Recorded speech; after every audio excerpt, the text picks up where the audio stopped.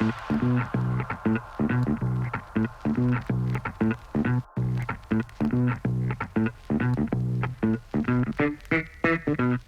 welcome to the Wired and Rewired podcast, a podcast all about the hit HBO series, The Wire. I'm Chris, and this is my 1,000th time watching The Wire. And this is Ellie. It's my first. All right, if you're new to the Force or a longtime veteran, we think you'll find something here to enjoy. So today we cover episode 6, The Wire. The Wire. The episode name is The Wire. Wow. All right, and so as usual, we started off by popping a recap. When Rawls looks to make a premature arrest for 3 murders that are linked to D'Angelo and Avon Barksdale, McNulty and Greggs must argue for a delay in order to preserve the valuable wiretap gains they have made. Meanwhile, Wallace and D'Angelo struggle with their consciences after Avon pays them blood money.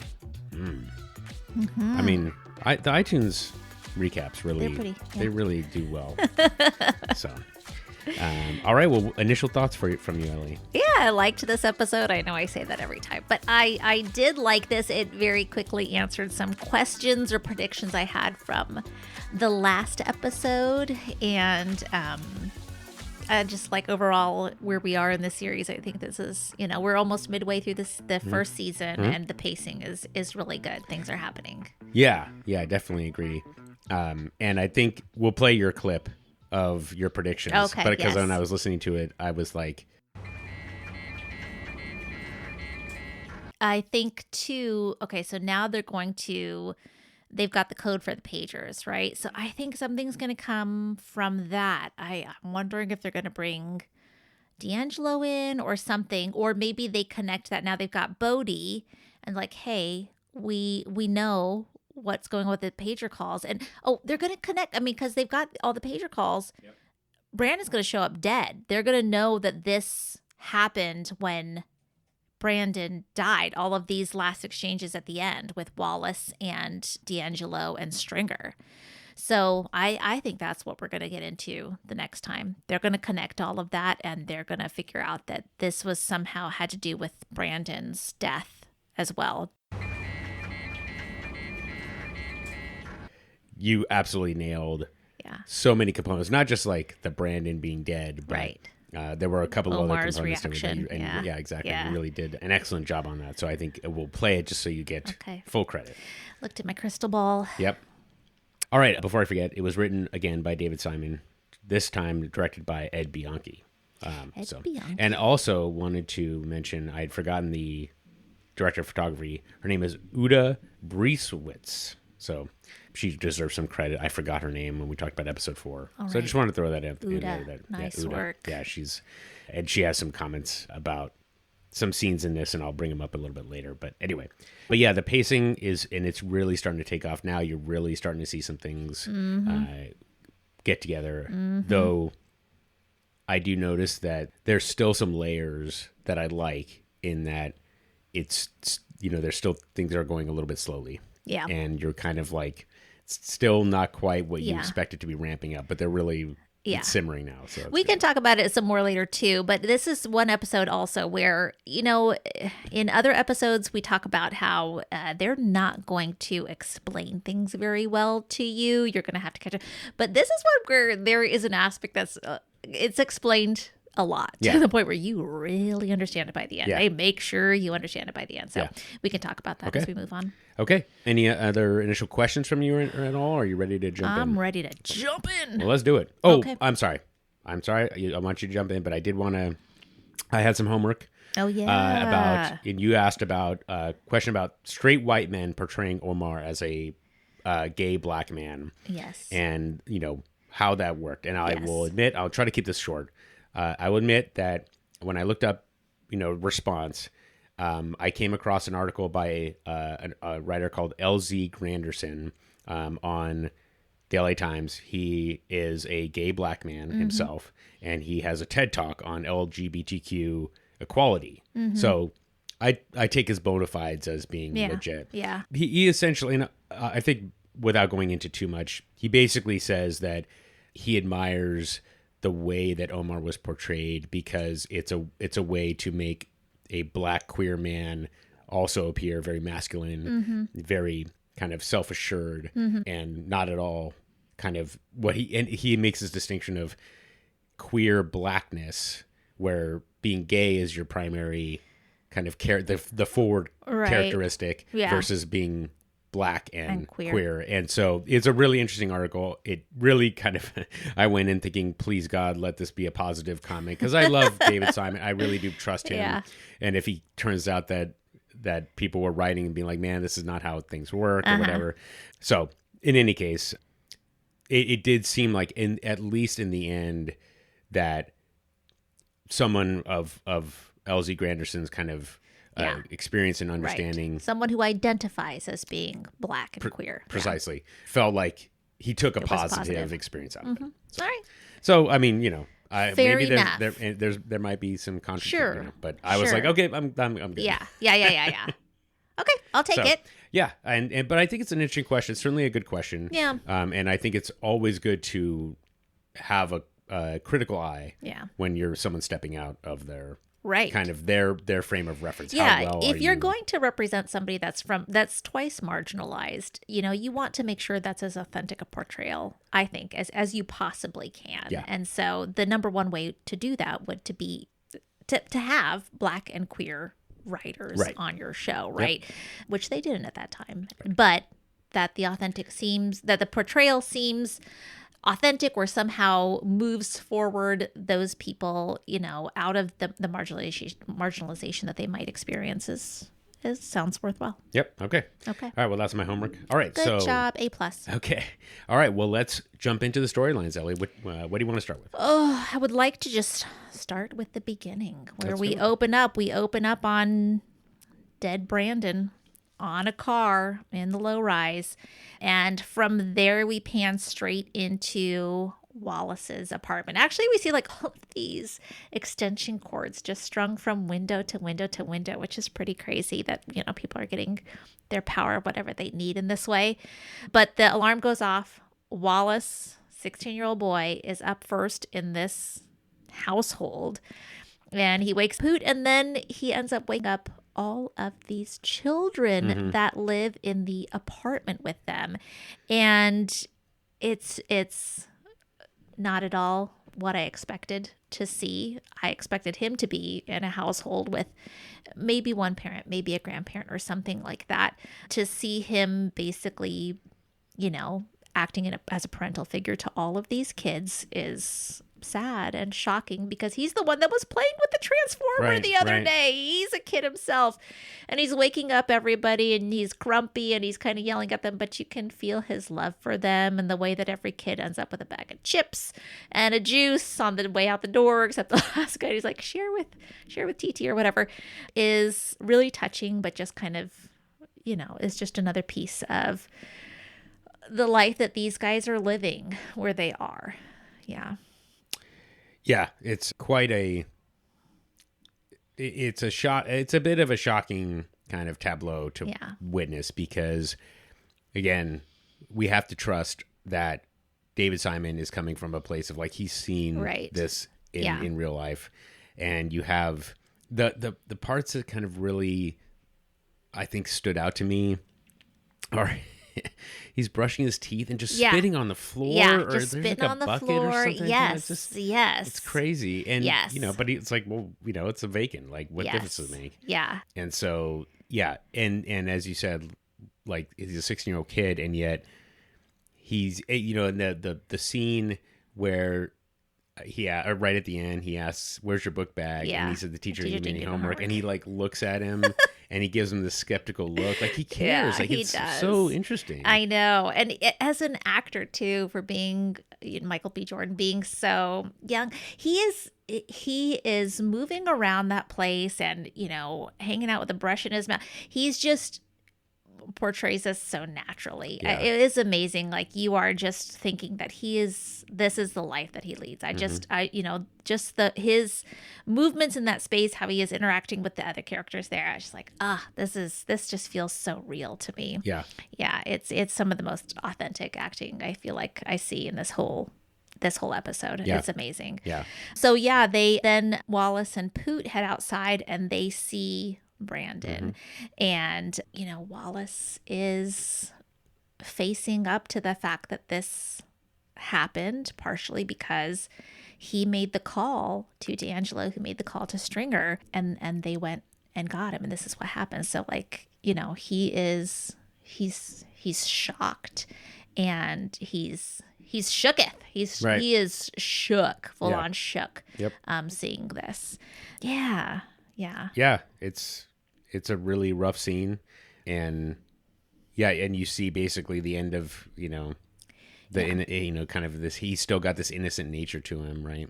Yeah. For everything else that he has seen there too, like seen people getting beat up. He's seen people probably die, OD, get shot, whatever. But this level of torture that Brandon has undergone is just, this completely unsettles him. Yep.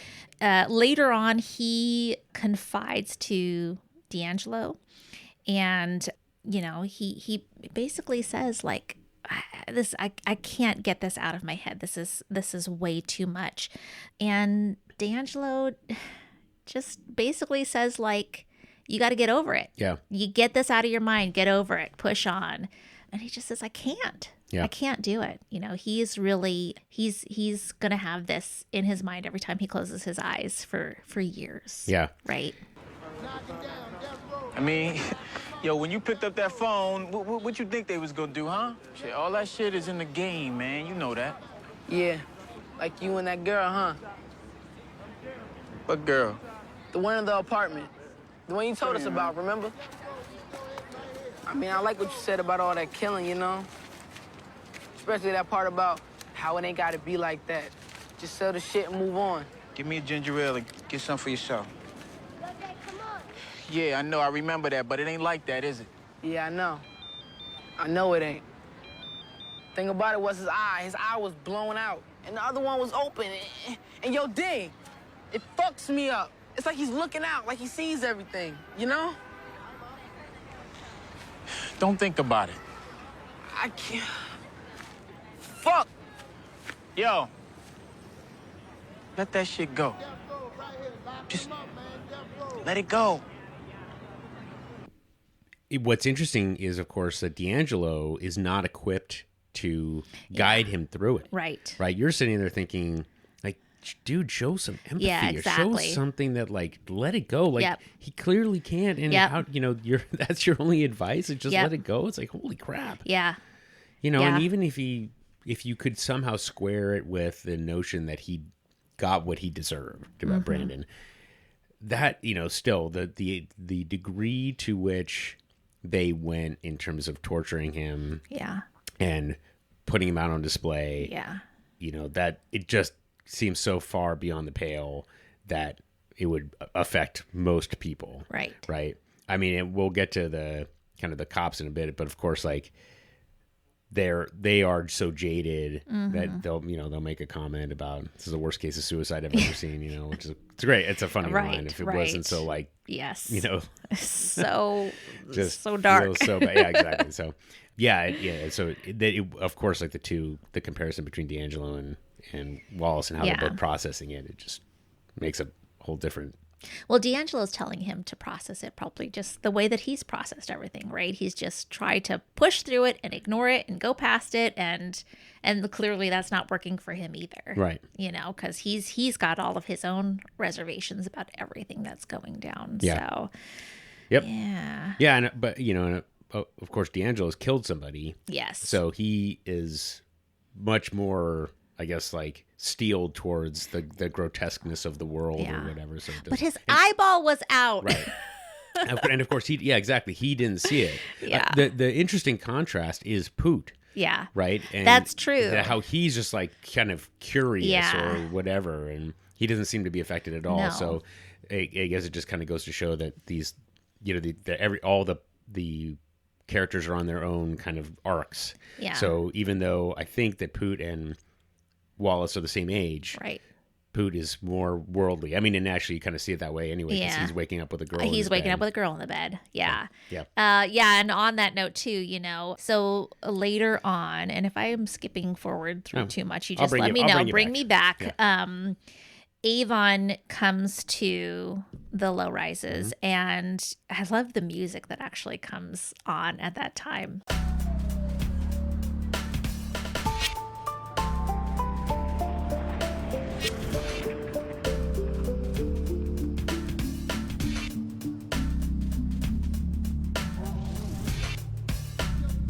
know what it is? Did you look it up? I did. Let me see if I can. You can tell us later if you want to, but I love that it just, I don't know, the music changes and Avon's basically strutting his stuff, coming through there, and he is doling out money for this good job that they did reporting the sighting of Brandon. And so Wallace gets some money for, calling this in, but you see his face afterwards as Avon is leaving, and his face is just, he's not happy. Right. He's just can hardly believe still that this is like money is in his hand after this man has been brutally tortured. Yeah. And he talks to D'Angelo, and D'Angelo's like, well, now you got some money to get a girl and whatever, and just trying to, again, just move on, move past it. Let's go on to the next thing. You got money in your pocket. Let's, this is all good, but it's not good for Wallace. Right. So. Yeah, exactly. And the fact that he kind of gives D'Angelo that look, it just says so much. Yeah. Just that it doesn't cover the cost of, of what it, so. And then Wallace asks D'Angelo, so this is after, now I think we've now had the scene where D'Angelo comes across Cass outside the supermarket, and she's got the bag full of groceries, and he's like, oh, this is, how do you have the money for this? This is not the right time. You didn't get your welfare check or whatever. And he suspects that she has been stealing from him, basically. She's selling the drugs she's receiving on the side and pocketing the cash and not letting him know. And he's, breaking the eggs to send a message to her. She says, no, my, whoever won some money, and that's how I have this money. And he knows that's not true. And later Wallace asks him, like, so you knew that was up. Why didn't you take that up the chain? And he says, that's too much drama. I wanted to handle that my own way. And he handled it. I'm not saying that I think this is a great way to handle it or anything, situation be what it is, but he handles it without violence. He handles it on his own terms. He sends his message. Nobody has to get beat up. Nobody has to die. And I just wonder what Wallace makes of that message after he sees what happened when he got the higher ups involved. I don't know. It's just like he's getting these two messages where he's being rewarded on the one hand for doing what he did, and then on the other side he's saying, like, not that he could have handled it like D'Angelo did. I don't know, what's he gonna do? Like, he and Poot are gonna beat up Brandon on their own or something? But I don't know. It's this interesting. It's like these totally two opposing ways to handle the situation, and poor Wallace is caught in between and trying to make sense of what he should have done, what he could do.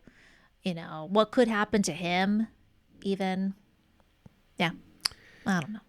Yeah, I mean, certainly Wallace is naive. Yeah. Right? I mean, that D'Angelo makes a point of that, right? Which is that, there wasn't any choice in the matter. Yeah. You see the guy, you gotta, you gotta do what you did. I mean, you don't have to, but, he was going to got anyway. Of that, I'm quite sure. I think that there's an interesting connection.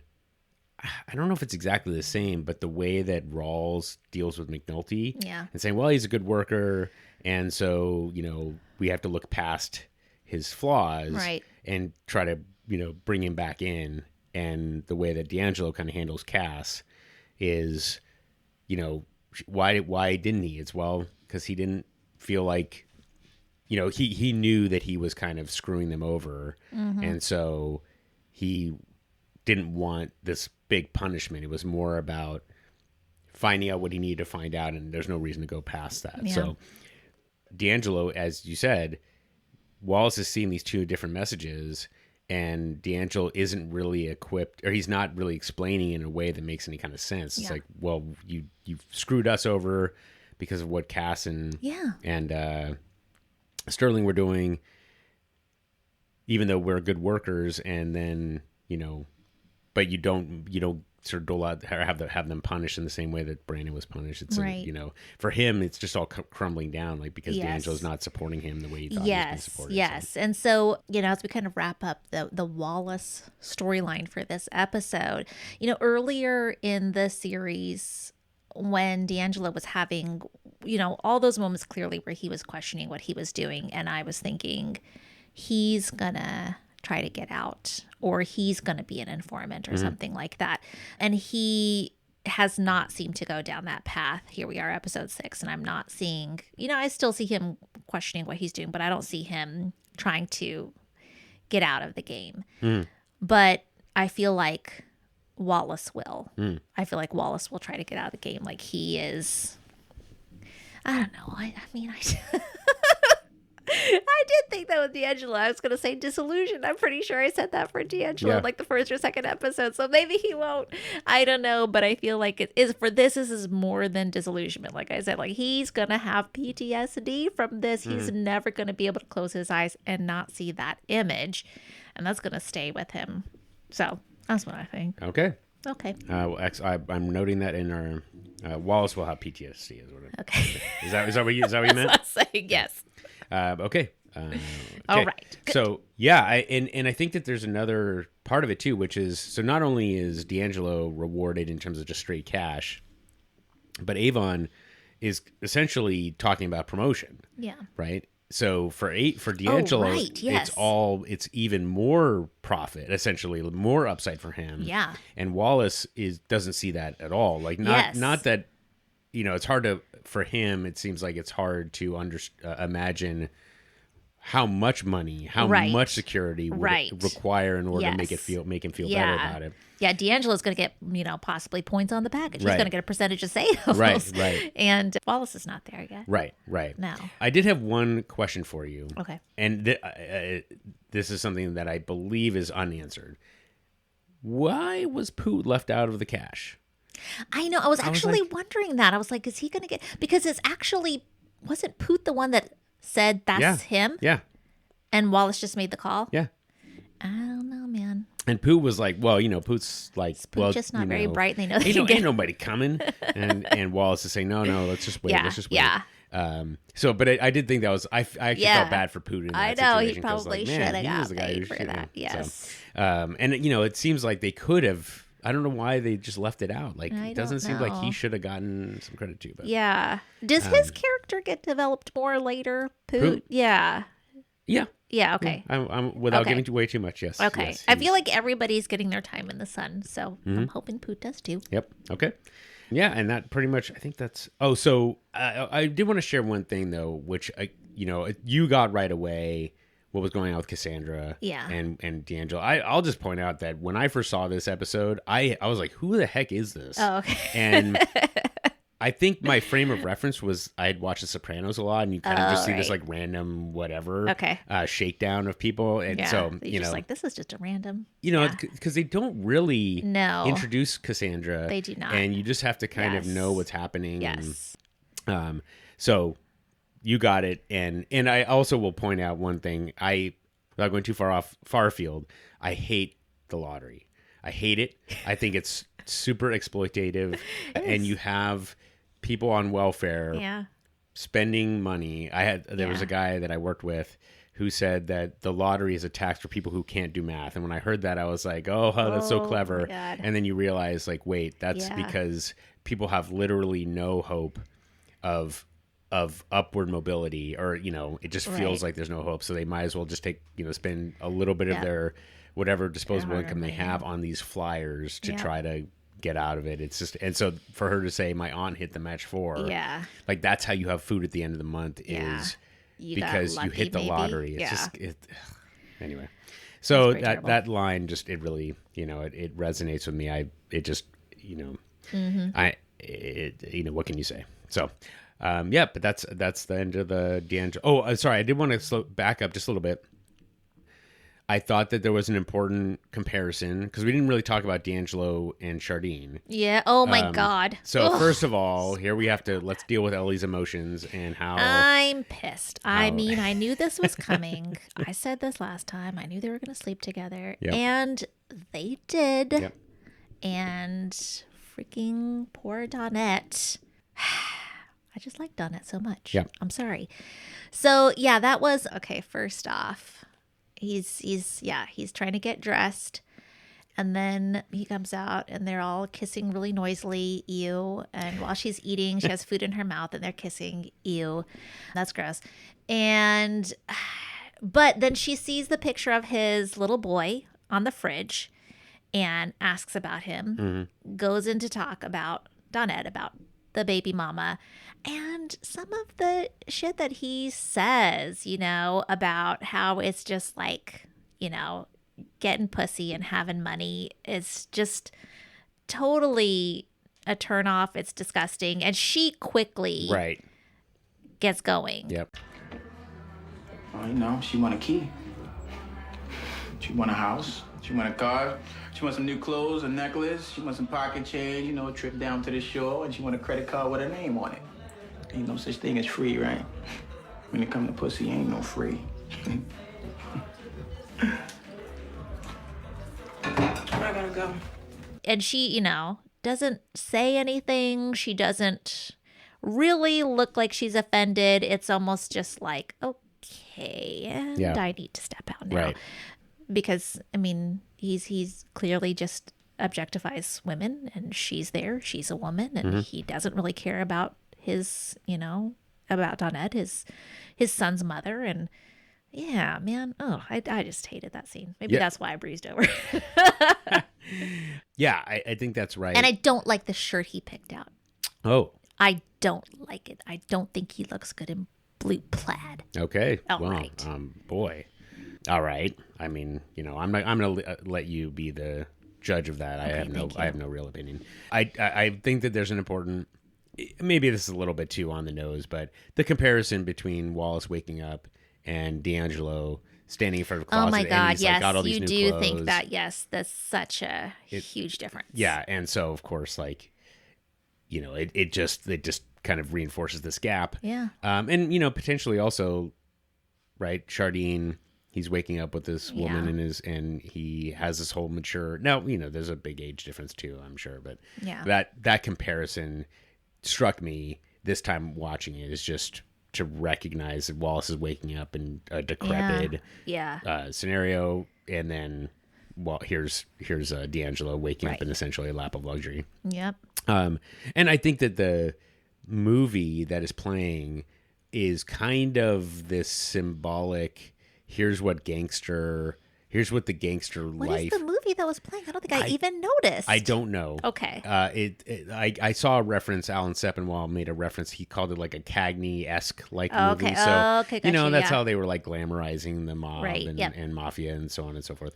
And I think that just kind of like the fact that they spent a little bit of time on it, I was like, anyway. But you're right. Like that, it also shows this. It kind of goes back to what was they talked about at dinner, D'Angelo and Donette, in that D'Angelo was saying that some of the stuff just stays with you. And the way that he talks about women and ain't no free, and he's talking to Chardine in that way, even though she is not part of the game, right? She's not playing the game. Right. And so, but he treats her and he talks to her as if she is. Yeah. So I get the sense that if he were talking to somebody who knew what he did and is accepted it, then there's kind of they're tarnished in some way, and so he can speak in that way. Whereas Chardine is essentially this pure, she's someone who's not in the game, and so when he uses this kind of language, she's like, whatever. Although she knows I guess she knows what he does. Yeah. So anyway, that was it. But yeah, I take your point. Like as soon as he makes that comment, she just completely turns off, and she's got to go. I do just want to say that a woman putting her pants on and they do that little jump, A plus.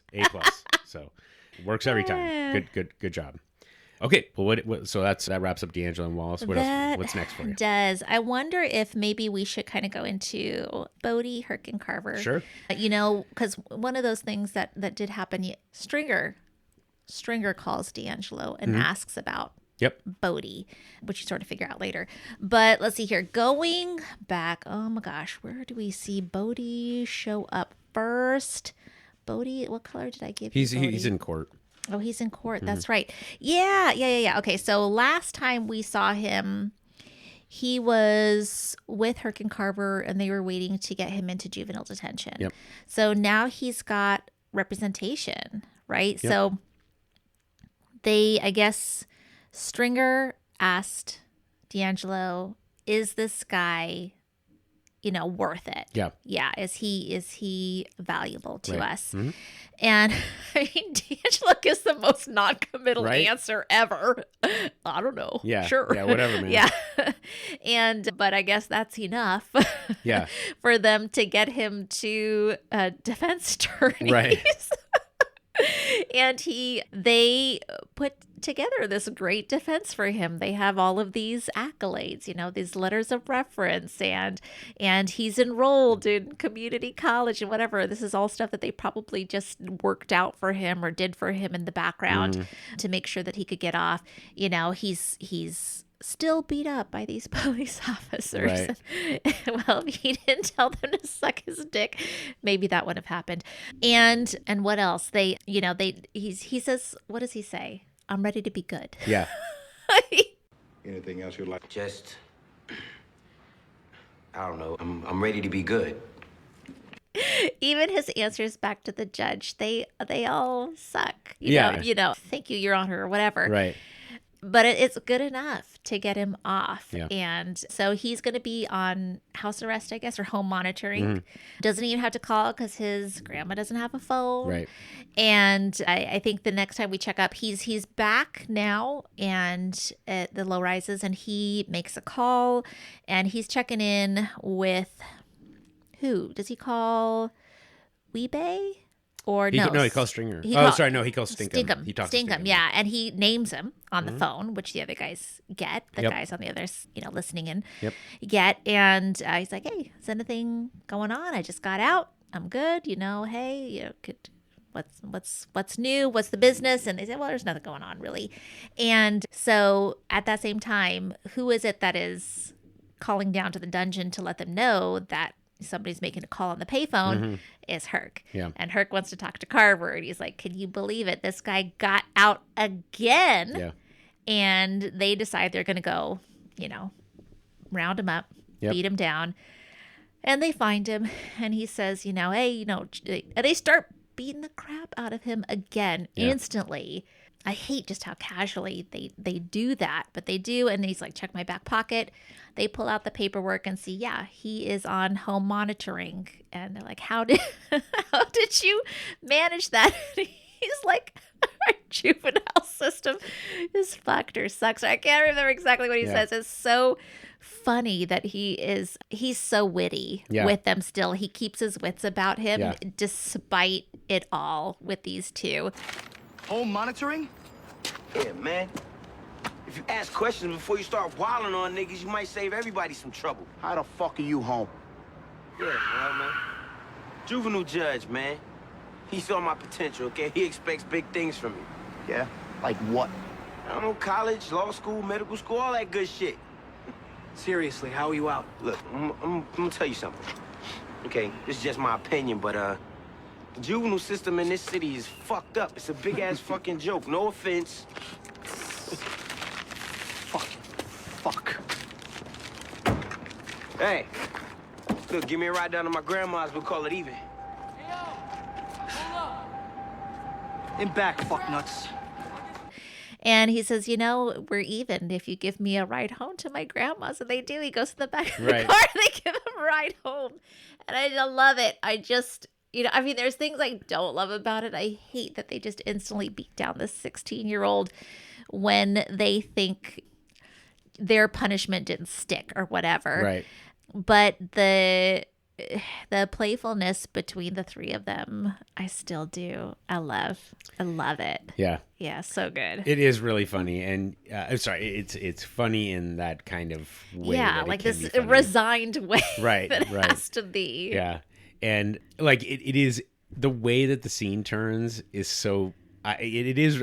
There's no way to say it other than it's funny. It's because they're like, check my back pocket, and then home monitoring, and then they're like, how the fuck are you home? And they're like, they just start having this conversation. Yeah. And he's trying to say whatever, and they just have to, they just kind of give up. Like, and so I just love the fact that like he's like, give me a ride home. I like that he has the gall to say, give me a ride to my grandma's, and we'll call it even. And he's like, all right, fine, get in the back. Just like, because they like him too. Like I think they like his, I don't know, just like his go F yourself attitude a little bit. Like they kind of respect it and they kind of like it. And I don't know, it's just this interesting rivalry they have. Yeah, there was something I wanted to mention, I think either last episode or the one before about, and I think it was last episode, where it reminded me of, like, there's an old Looney Tunes cartoon where like the sheepdog and the wolf like are clocking in the morning. You're like, morning Frank, morning Cal, or whatever it is, and it's just like that's what it feels like. Oh my God, Chris, like, that's exactly what it is like. Or I'll see you out there. It's just business. Yeah, like it's going about what you do. Yeah. So yeah, it is a really terrific scene. Yeah, overall, it's great. Except for the police brutality. Yeah, except for that. Except for that, yes. Yeah, and I guess that's the only real connection those three guys have. Yeah, exactly. In this particular episode, but I love it. I just Bodhi's another one that I want to get out, but I think he's just even for a second I was like, oh, he's enrolled in college? What? Right. No, he's not. Yeah.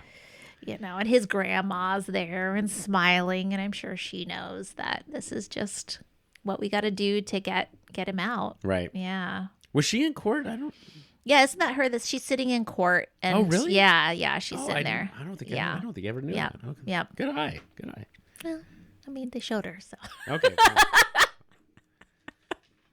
Okay, sorry. All right, sorry for the loud laughing, you guys. Okay, I don't know. What do you want to talk about? You want to talk about Johnny and Bubs a little bit? Sure. Because I love Bubs. Yeah, I think that the other two, the other two big storylines are and they're kind of tied together. Yeah, let's do it. Oh, Johnny's out of the hospital and he is already getting high, and he's got a new drug buddy, and they come up to Bubs, and Bubs is selling fruit and vegetables at a stall and making an honest day's wage. Mm-hmm. And it is just the suggestion, that Johnny has a scam he wants to run, and that's enough for Bubs to be like, cash me out, let's go. Yeah. What the hell?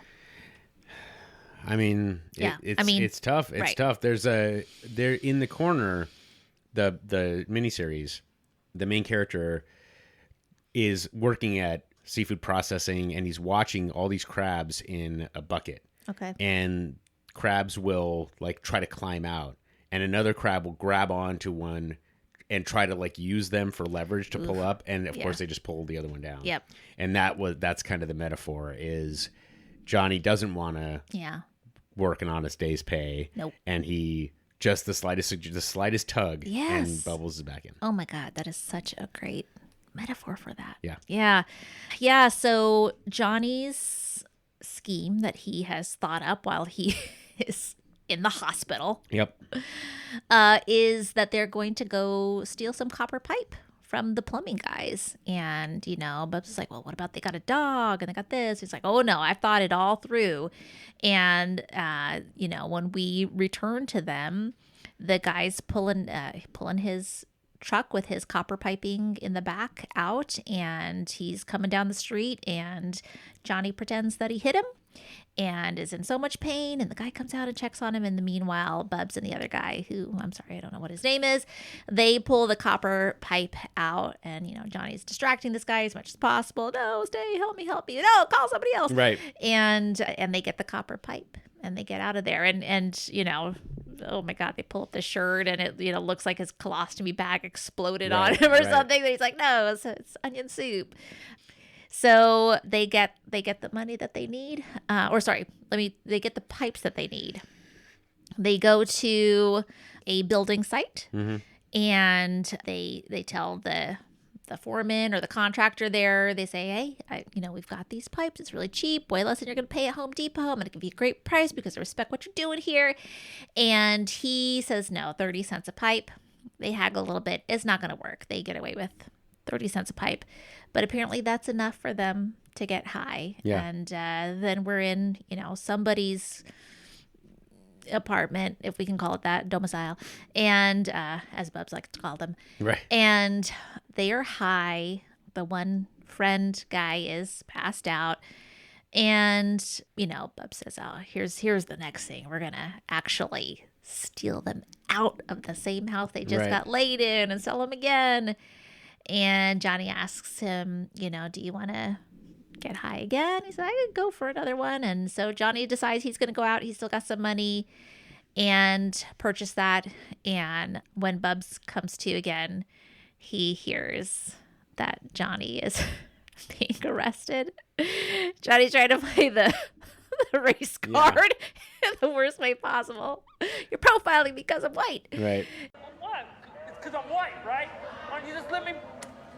Oh, man, what's that? What's that? That boy ain't got no luck. And Bubs says, this boy just ain't got no luck. Yeah. Yeah. And that's where we are with that. Yeah. Yeah. I mean, and I think as you said, like so it's 30 cents a foot. Now I have a little bit of a problem because he's talking about, I'm trying to figure this out. It starts out as 40 cents a foot. Yeah. And Bubble says no, but I don't understand why, and then it goes down. So I wasn't sure if it was like he's meant to be 30 cents a foot, and he's, I don't know. The conversation actually, I replayed it a couple times. I didn't quite follow what happened. Okay. He's like, you might as well go down to Home Depot, and they're gonna charge you 45 or 50 cents a foot. Oh. And then he's like 35, and then Bubbles comes down to 35, and then the guy says 30. You're right. So that I feel does like there's not something totally I didn't make quite sense. follow. Yeah. Yeah. But yeah, so 30 cents a foot. So I mean, looking at those pipes, they were probably 12 feet, maybe 16, maybe call it 16. Yeah. And there were probably like, 8 or 10. Yeah. So in a 160 bundle. total feet. That doesn't really feel like that much, like $50, I guess, something like Yeah. that. So, but Guess if they're, that's enough for, So, then I'm thinking like, oh, well, they got $50. I was gonna say, why don't they use that for something, valuable, like a meal, but that really barely buys you anything. So you might as well just get high with it. So. Might as well just get high. I mean, so yeah, it's quite a little caper, and it's certainly an interesting and tragic. Again, it's like you have this whole scheme I know. that you devise, and it's almost like the Great Escape a little bit. Yeah. Like, they're all signaling each other and all that. Yeah. And can't you use that for good? Like, can't you figure out a way to like turn that into a job? I know. But again, that's just the it's power of addiction. Exactly. Yeah, it's so easy for me to say. And right. it's like, well, no. I mean, if you just want to get high, or if that exactly. that's pulling you in, you're gonna do whatever it takes to get there as fast as possible. Exactly, because you feel like you're gonna die if you don't. Exactly. Yeah. So what is the point of this whole little storyline? Do you think? What are we getting out of this as viewers? Is this just showing us how hard it is? Is this just more? I don't know. I mean, it doesn't.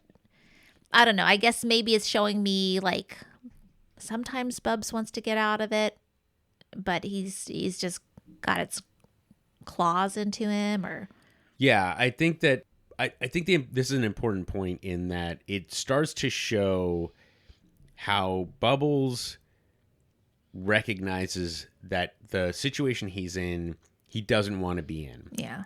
And Johnny, it doesn't care. Yeah. Right? Yeah. So I think that's okay. Like, without going too much further. Yeah. That's the right. That to me is Johnny the has no desire exactly to get out of it. Exactly. Yeah. Even when he had to. I mean, he is in the hospital and he's probably like gone already through his withdrawal symptoms and has the best chance ever of getting out of this. Yeah. And he doesn't. He doesn't even want to. Yep. Yeah. Yeah. So that is like, based on what we know at this moment, that's what I would say. That works for me. Yeah. Okay. All right. That's Johnny and Bubbles. All right. What else? What's next for you? Oh, I guess. I don't know. You want to talk about Omar? becoming an informant. Should we talk about Let's that? do it. Let's talk about it. Okay. Oh my gosh. So it's time to, once Brandon has died, Kima and McNulty, they know that Brandon and Omar are together. They saw them together when they questioned Omar before. And so McNulty puts his card in Omar's van window, right under his Windshield wiper. What'd you go? Flappy? Okay. Woo! Yeah, sometimes brain doesn't work. I hear you. Okay, anyway, so he puts it in there, and McNulty is with his boys. They're playing soccer. We have this very sweet scene. Work sucks. I hate cooking. Yeah, let's go get some lasagna and whatever. And then he gets the call from Omar, and he brings the boys with him in the back of the car to go pick up Omar, and Omar wants to go see Brandon. Yeah. And so all four of them go to the morgue. There's no way McNulty could just do this another day. He could say, just how about tomorrow? Right. No, they go to the morgue, and his boys wait outside with a soccer ball, or in the lobby with a soccer ball in their little game, and Omar and McNulty are inside the room. They pull the sheet down. We see the state that Brandon is in up close. Oh my God.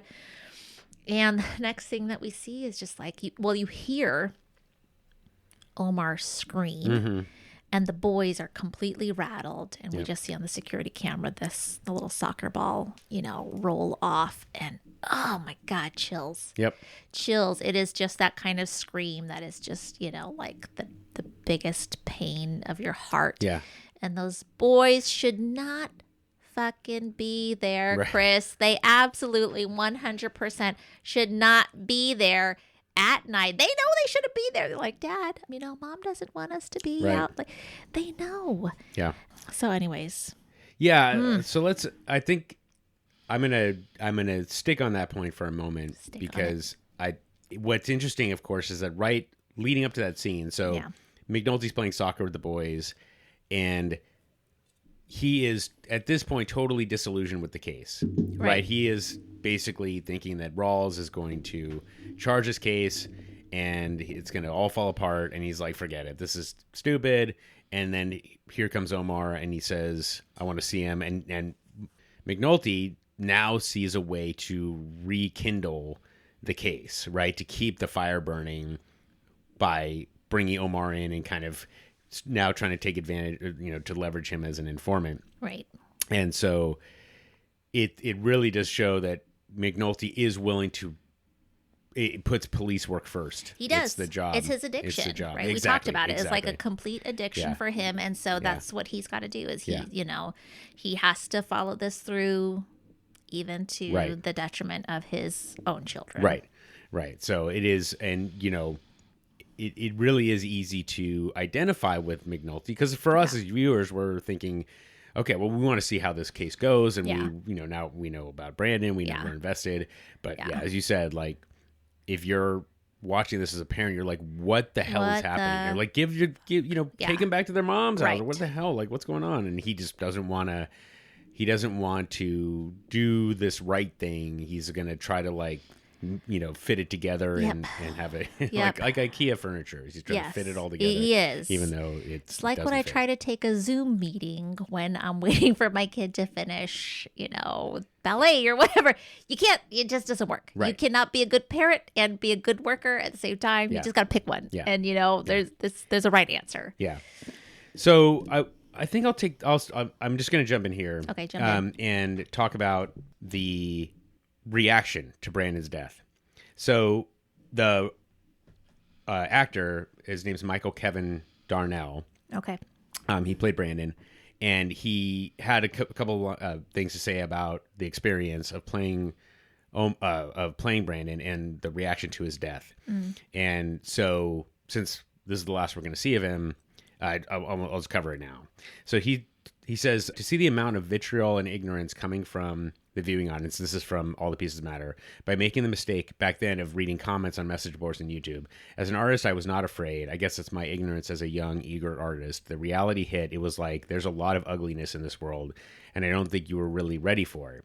Yeah, I think that was the big surprise for me, that there is a world of hate out there. Meanwhile, and I'm not quoting Wait, like anymore. people were glad his character died? Yeah. Oh, and it was the comments he talks about are really vile. Like, and they're comparing. What's interesting is that he goes on to say that the feelings about Omar were really positive, about how they really liked him as a character. And of course he's gay. Yes. And yet they didn't have any issue with that. And so but Brandon got all his vitriol thrown at him. So that was a really interesting comparison. Because he's effeminate and he's masculine.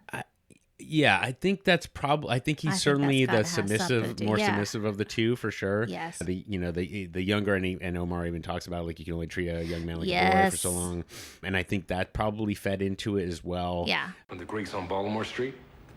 Yeah, he like to play them pinball games to death. You go alone? Yeah, and I ain't liking none neither. But you know, you can only treat a young man like a boy for so long for they buck. You know what I mean? So that part really like stood out to me. And then the last thing I'll mention, and I'm sure we're going to cover this, but is that what people didn't sort of realize, or I don't think they connected, is that because Brandon's death and the torture that happened, and the fact that Brandon held out and didn't give up Omar, yes, that is like a heroic behavior, right? That is like standing up for your man and being loyal. Yes. And he goes out that way. Yes. And never gave him up.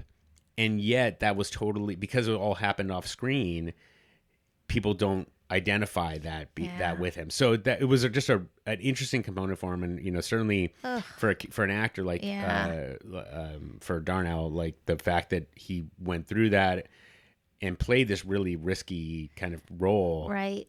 It was really interesting. And then, of course, like, to connect it all back, you have Omar wailing about his lover being killed, essentially because of him. And, you know, and yet that people didn't really sort of see it as a weakness. They just, you know, because, again, kind of it happens off screen. Yeah. So just to, you know, so it's very interesting how it all plays out. Yeah. And of course it's both not surprising, and yet you still kind of hope that people would have the right attitude about it. It kind of breaks your heart. Yeah, a little bit. So, all right. Well, let's unless there's anything else about the morgue, we can move on to when he starts talking. Let's move on to that. All right, let's do it. Yeah. So he's in the dungeon. Yep. Why aren't we in a real police office? You are. It's just a little different. So yeah, they bring Omar in. Kima and McNulty start to question Omar, and he starts giving them some information, right? And he's very upset. It's kind of an interesting time with him in there, because he starts out very upset, but then by the end he kind of becomes glib and then tough, and it's almost like, I don't know, like he's not even thinking about Brandon anymore. So I don't know. It's a real huge shift for a character in a single episode. I'm okay with it. It's all right. But he does tell them that it's Bird that killed Gant. Mm-hmm. He mentioned that before. He mentioned that when they were in the cemetery talking to McNulty and Greggs, and he's like, talk to Bubs. Bubs knows who Bird is. But now he's telling him, and he's also saying that there is a specific gun, a 380. So we know this is going to be an important piece of information later. I don't know how, but it will be.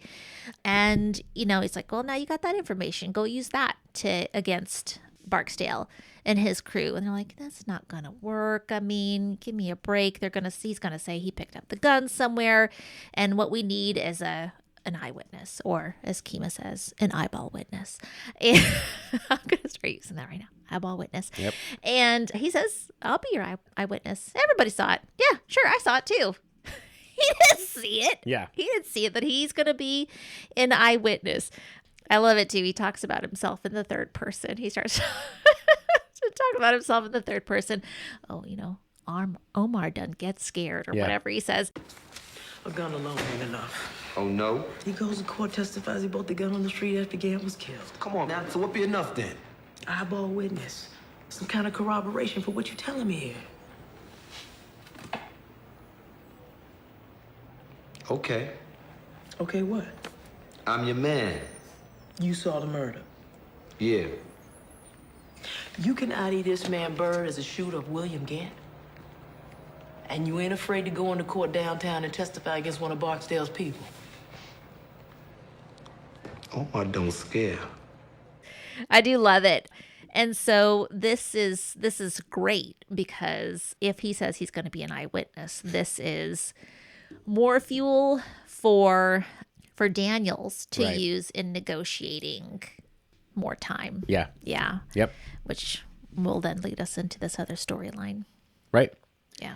Yeah. I mean, it's an excellent. I think your point. It's an excellent scene. I think your point about Omar turning. Yeah. I take your point, but I also feel like. Well, like one point he's like, "Is this not a good time for you guys?" Right. I mean, I was like, okay, like it was funny, but I was like, oh, you're just talking about your dead, murdered, tortured boyfriend. Right. That was a little weird. That's a fair point, and I wonder if because I was gonna say that it felt to me like he got energized because he felt like he could get back at the Barksdale organization in some way, and it empowered him in some way. You know what I mean? Yeah.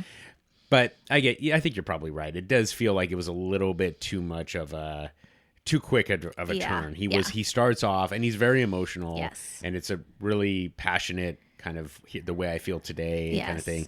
And then he starts talking about, the Gant murder, and then it kind of like goes away. Now, people have those swings of emotion, and you don't have to be like, wearing sackcloth all the time and all that stuff. But yeah, it is interesting. Of course, like with Omar, and actually I'll break. So the director of photography, Uda Brieswitz, said that apparently they were trying to make Omar emotionless, like kind of essentially dead inside. And Uda wanted to have a little bit of softness, and so they're trying to. So the director, Ed Bianchi, was saying, no, he's emotionless. And Uda, she denies this. But Michael K. Williams said that, she kind of said, can you give us both what we want? So she's trying to push for him being a little bit more emotional. And Bianchi, the director, is saying, no, he's got to be dead. And so, and I think that he pulled it off really well, which is like, he's kind of... He just has a wry little smile. Yes.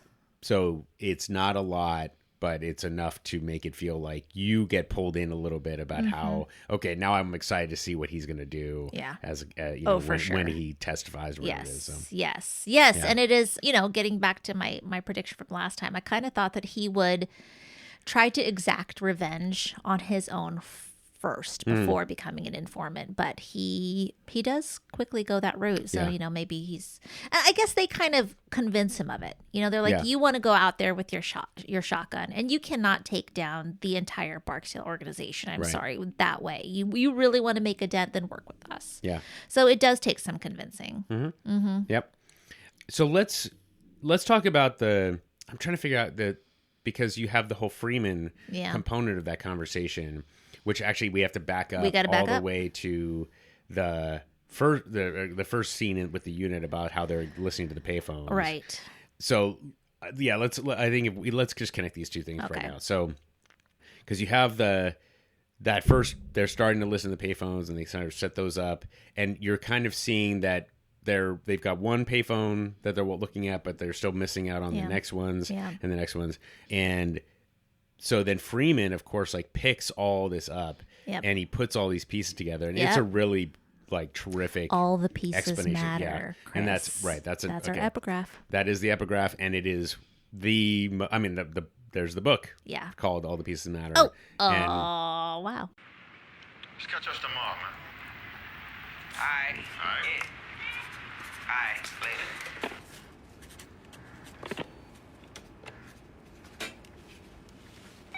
Non-pertinent.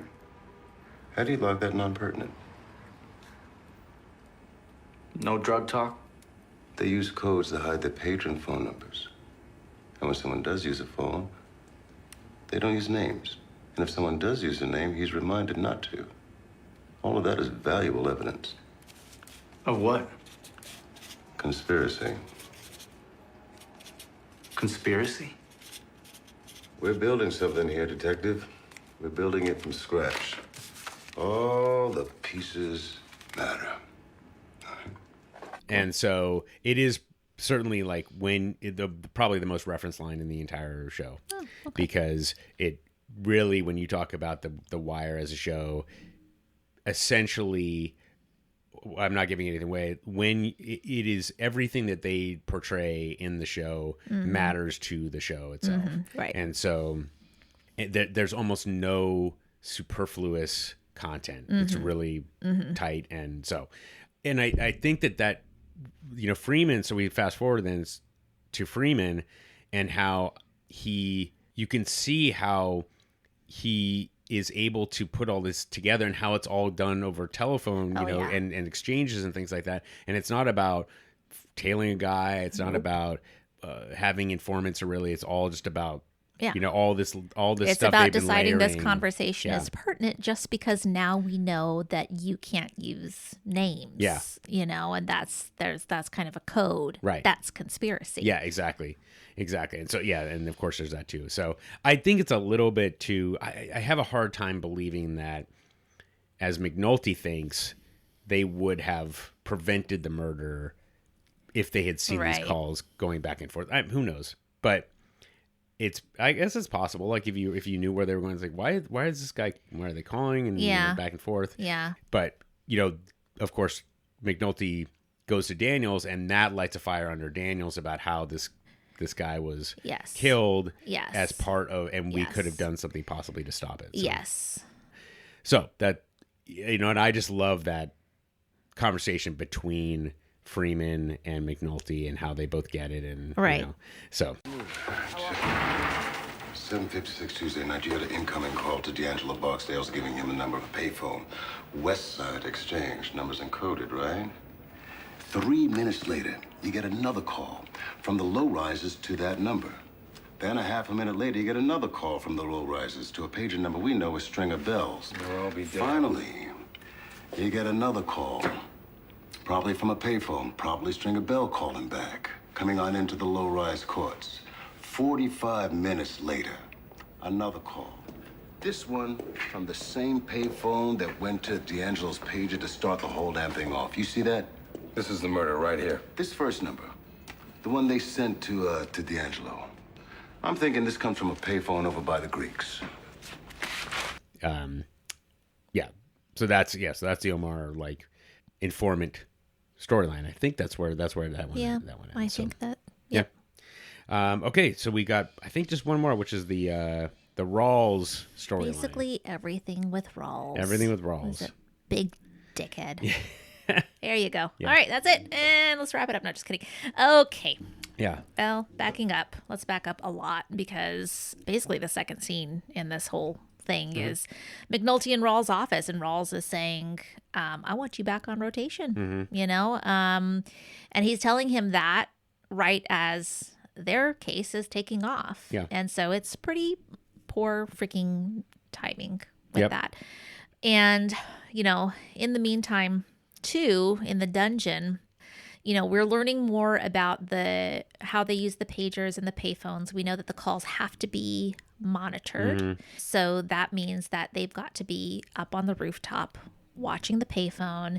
And this is when Herc is totally Herc-tastic and just complains. And this is bullshit, he says. And I just love how Freeman just lights into him. Yeah. So good. Oh, totally. Just like, It's more bullshit. Detective, this right here, this is the job.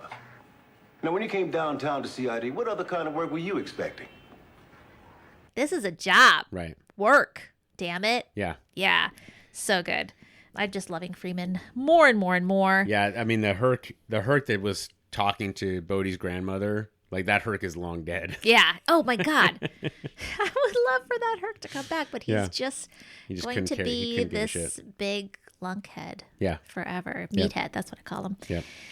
So that gets us to now Landsman and Bunk have this conversation about Landsman and Bunk have this conversation about like, you know, Rawls wants arrest warrants. So. Yes, exactly. And I mean, McNulty has just at this point now found out too that about Brandon's death. Yeah. Right. So he's like, oh shit, this is Sparksdale. We've got more and more going on here.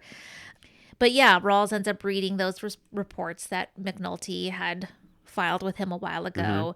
And he now wants to get D'Angelo for Crescen's murder plus 2 others in the low rises.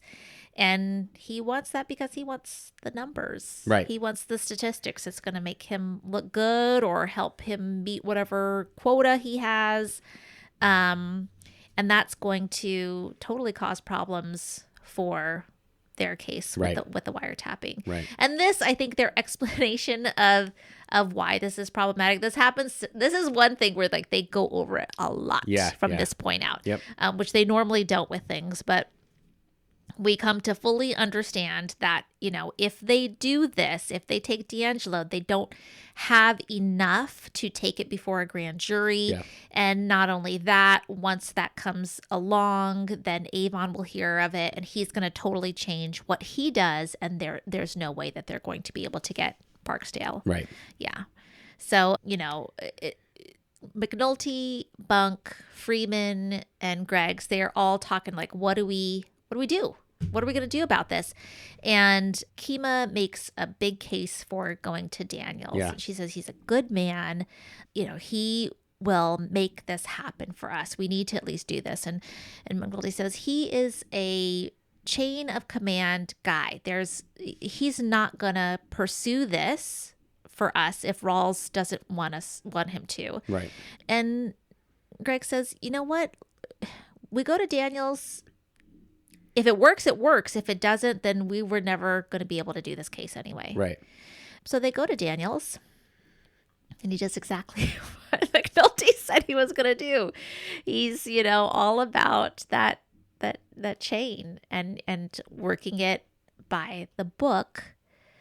But that actually does eventually work. He works up the chain of command, right? He goes to Rawls directly first. He says, he explains the situation, and he says at the end, too, he's like, do this as a favor to me. Mm-hmm. And Rawls is like, go fuck yourself. Right. Basically, I'm not going to do this as a favor to you. Why? Why bother? What does he do next? Next, he goes to Commander Forrester, right? Mm-hmm. Who is the commander for narcotics. So Rawls is for homicide. So this guy is his equal. Right. It is his equal. And this guy, Forrester, says, hell no. Right.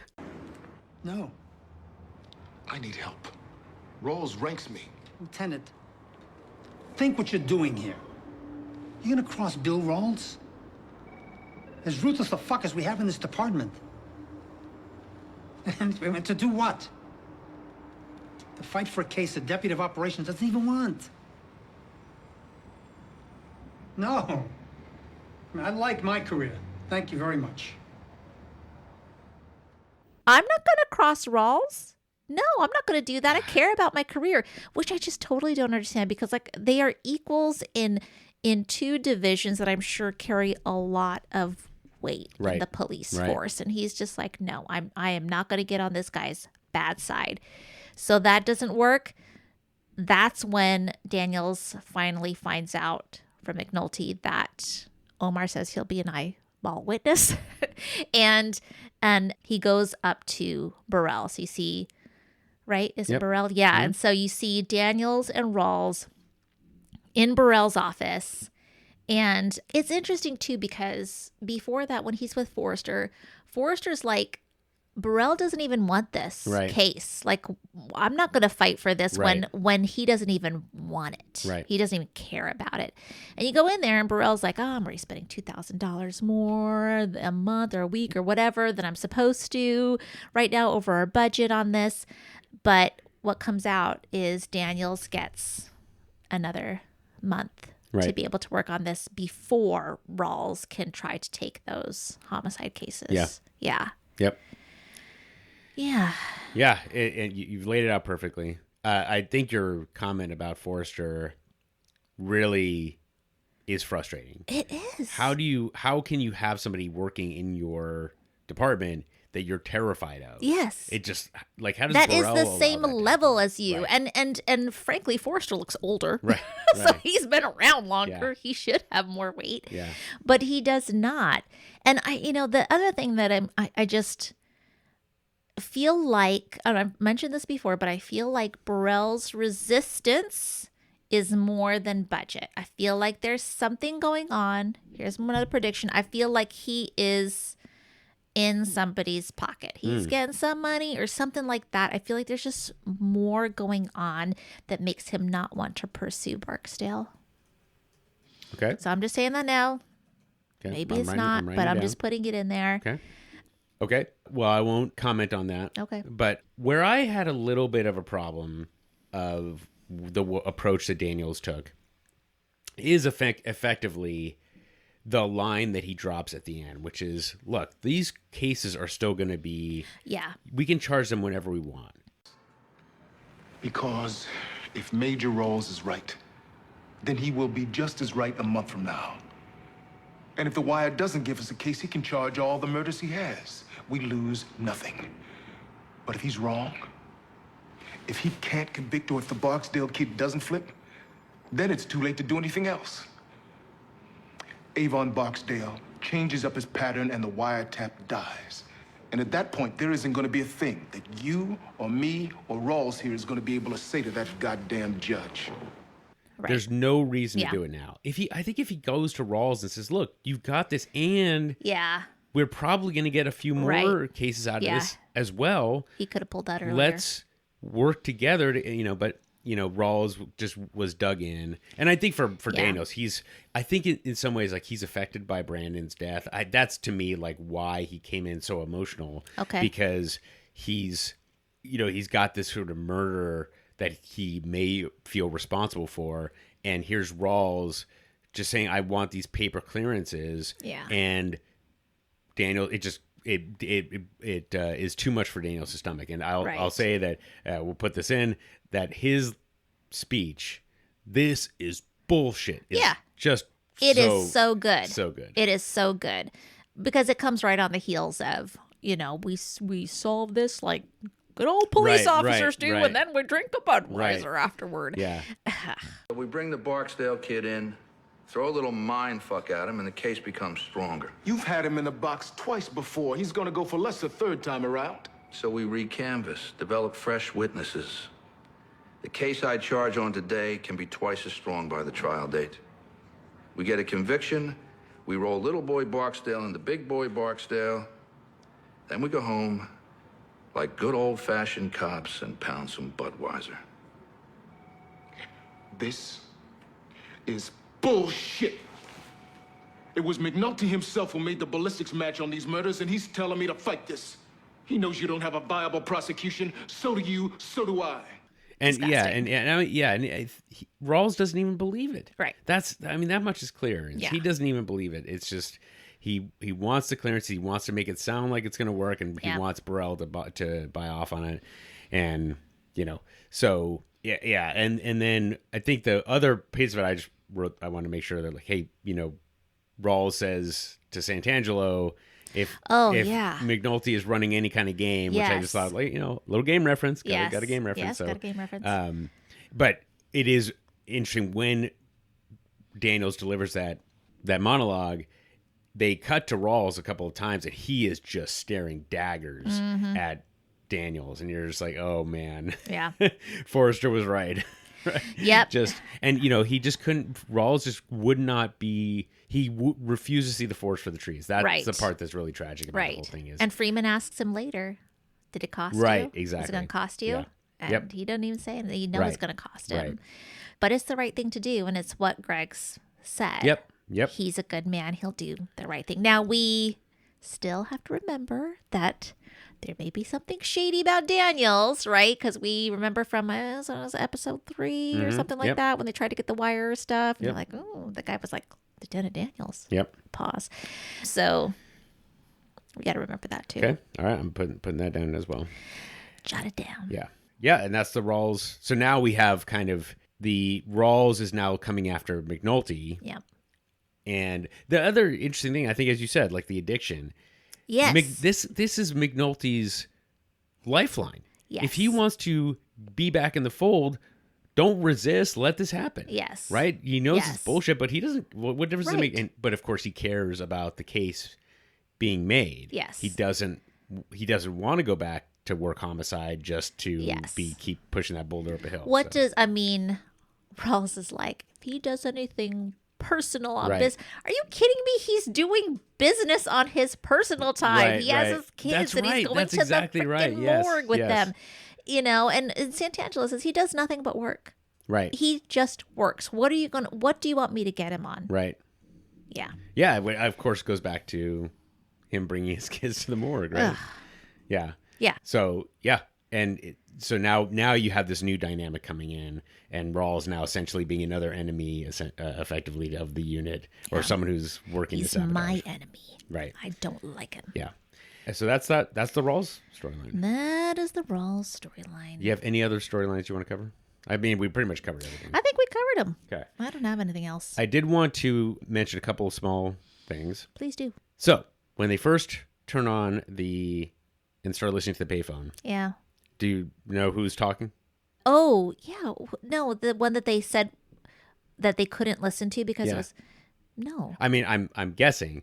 I'm pretty sure that's Cassandra. It's Cassandra. Okay. And she's talking about D'Angelo because Yes, she says he's D. got the She family says thing. D, So, right. Which I just love. I love Oh, that. I love the fact that they could have thrown anything So in there, but good, of course they yes. just did that. And then there's the Detective Polk and us saying my goodbye God, to Detective yeah. Polk. Again, excellent drunk. My God, he's just killing it. pulls it off so well. But so I want to just talk about that for a moment because it's just like the one scene. But Daniels has Polk sit in his office, and Polk just starts talking, and Daniels just sits there. Yeah. He doesn't say anything. He just lets does Polk not. twist in the wind. Yeah. And of course, like a guilty conscience will just start talking, Yeah. which kind of like you go back and listen to. You think about, I mentioned this before about how McNulty let the witness in the very first scene, he just sat there, just Right, talked. just use and, silence, And Polk they'll did the same fill it. thing. He's like, come on, let's just cut through the bullshit. Let me just go back to property. Right. And he kind of lays it all out for him, Daniels does, which I think, as he said, he's a good man. Like he is He's like a good trying to man. be Yeah, a good he says, supervisor. I'm not going to, just dump you. Right. I don't do that. Right. Here are your choices. Yeah. And then as he walks out, and it starts off, Polk is a reflection in the glass behind Daniels. Daniels sits down, and you can still see Polk and then when Daniels gets up to walk out, he puts his hand on his shoulder and says, "Take a minute to think on it," which I just like because again, he's a good man. He's trying to connect with the guy, and then Daniels goes and talks to Prez, and Prez is like, "Hey, we need a file. We need a file cabinet. There's a lot of paperwork." And, Daniels has this little smile on his face because he sees this guy now super motivated to get into the case.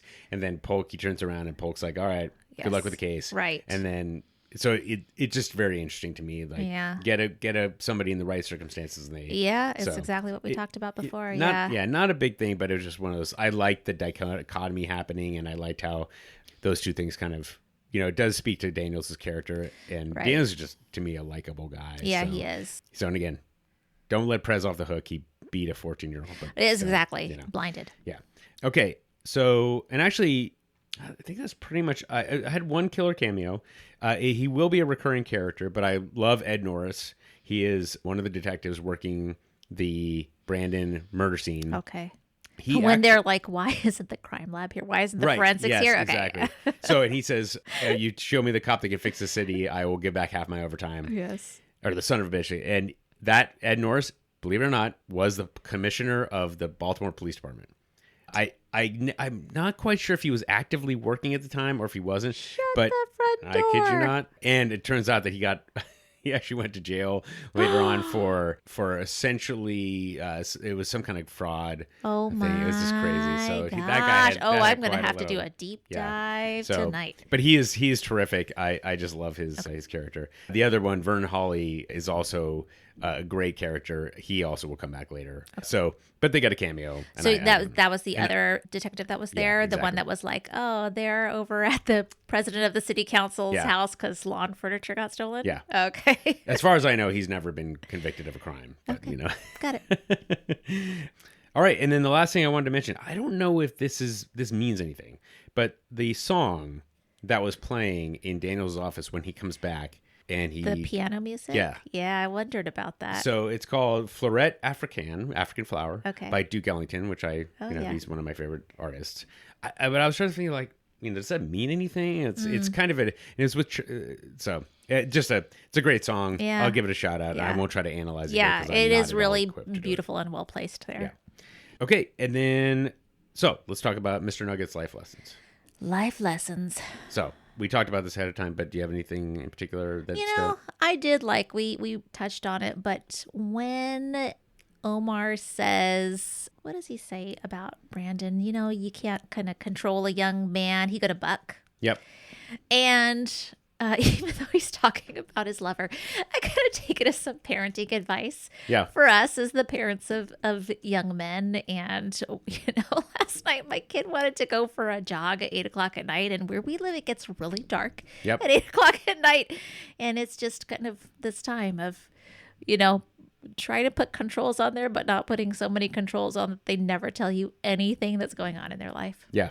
So that they don't buck. Yep. That was a life lesson for me. Good one. Yeah. Good one. Yeah. I mean, I think probably extends not just to young men, but you can't really control people. Yeah, you can try to direct them, but the more control you put on them, the more they start to resist. That's a good one. I liked it. Yeah. I have two.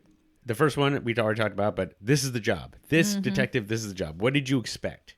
And a lot of people go into a situation thinking, oh, I want this to be how I shape it. When it's like, well, no, that's not how the world works. The top down, right? Exactly. The Rawls decides when you go back and you're back on the fold, it's not what you want. Yep. And you can fight against it, but that doesn't make any difference because you're wrong. Yeah, exactly. Not go that way. Yeah. And then I think I mentioned this already, but the Daniels and Rawls, what Daniels I think made, the mistake he made was trying to was a win-lose scenario instead of a win-win scenario. If he says we're up on a wire and we believe we're going to get more murder cases out of this, we're going to get more arrests and close more murder cases, that he never dangled that, right? Because I definitely feel like he could have done that, especially because he had now this witness. Yeah. It feels like he never really said that. It was just like, I win, you lose. Yeah. The lesson to me is figure out how you get that win-win, which is essentially what he gets at the end, right? That's kind of what he says at the end. We can charge us whenever we want. And if we don't get anywhere with Barksdale, then charge him, right? Exactly. It's no big deal. You lose just nothing. Wait a month. Yeah. And so, but he never really explained it in terms of if you charge him now, we don't get anything. I mean, he does say that, but he's like, if we stay up, there might be more cases to be made and more cases to close. And that's better for you, Bill Rawls. Yeah. And he didn't really do that. So I think the Freeman one, well, actually now you got me thinking the Omar one is a great one though. Yeah. So I was going to say the Freeman one was my favorite, but now I think you got to watch how much you control. So yes. Okay. Well, let's cover let's get your predictions. So you already laid out a couple. I laid out a couple, but the other thing that I that's just been kind of going on in my mind is, so Stringer says there's a snitch, right? And I mean, he's thinking that because the cops seem to know more than they should, but I'm wondering, is there a snitch? So I'm wondering what's going on with that, because, right, D'Angelo says that. He says, well, Stringer thinks there's a snitch, and I just know that these guys were stealing from me. So I'm wondering about that too. That's something that I'm wanting to see if there's more that plays out with that in the next few episodes. Okay. Yeah. Okay.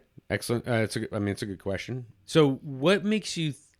So you're thinking that there's a snitch. There's someone working with the police that we haven't seen yet. Yes, Is that what or somebody that we've seen and they're working with the police and we don't. Okay. You know, somebody in Barksdale's crew, you know, at the upper levels, or, you know, maybe Poot's just playing dumb and there's something else going on there that we don't know. So I don't know. I'm just wondering if there is something else that we don't know. Okay. Yeah, that's kind of, I don't know. What else did I say? So you said you predicted that. Well, you predicted Wallace will get out of the game. Yeah. D'Angelo won't. Yeah. And that Wallace will have PTSD. Yes. You said Bird's gun will be an important piece of evidence. Yes. You said Burrell is in somebody's pocket. Something's going on with Burrell. And then you questioned. You didn't predict, but you said you're wondering if Daniels' shady background is going to Yeah, exactly. Yes. So you had quite a few predictions, and you had this last one. So yeah. So all those are excellent questions. Okay. So we will find out next week. Okay. What will come of those? But before we get to that, yeah, how well this episode didn't really feel like.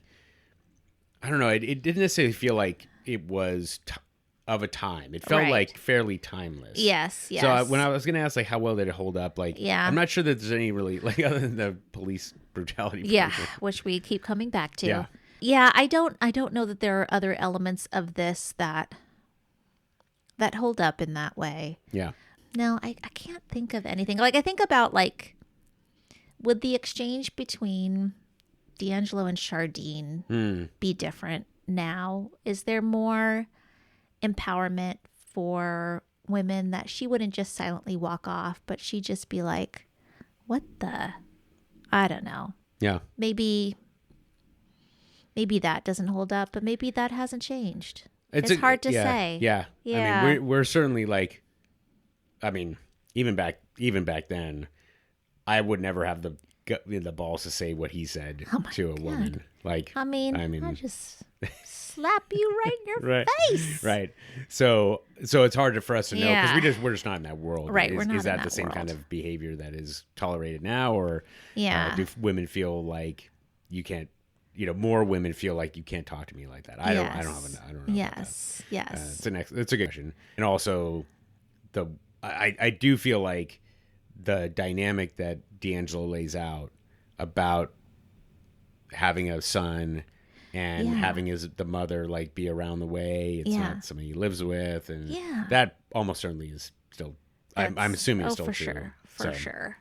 Yeah, but in terms of the police stuff and that kind of thing, like the politics, that all feels very much, still very much in play. I would agree. So still got to play the game. Still got to play the game. So. Yep. All right. Well, that covers episode 6, The Wire. Woohoo! And next week we will review episode 7, One Arrest. So One Arrest. Really picking up steam now. Huh, okay. So, okay. Well, that's it for us. So thank you so much, Ellie, as always. Thanks, Chris. Thank you all for listening, and we'll see you next week. All right. Bye-bye. Bye. The Wired and Rewired podcast is Ellie Peterson and me, Chris Aronchek. Our theme song is Nice Vibes by Neon Beach. Want to holler at us? You can email us at wiredandrewired@gmail.com or hit us on the burner at 240-488-0060 to leave us a voicemail. We're Wired and Rewired on all the socials. And of course, if you like the show, please give us a rating and review on iTunes, Spotify, or wherever you get your podcasts. It helps other Wire fans discover the show. And until next time. All right, baby. Take it light, but take it.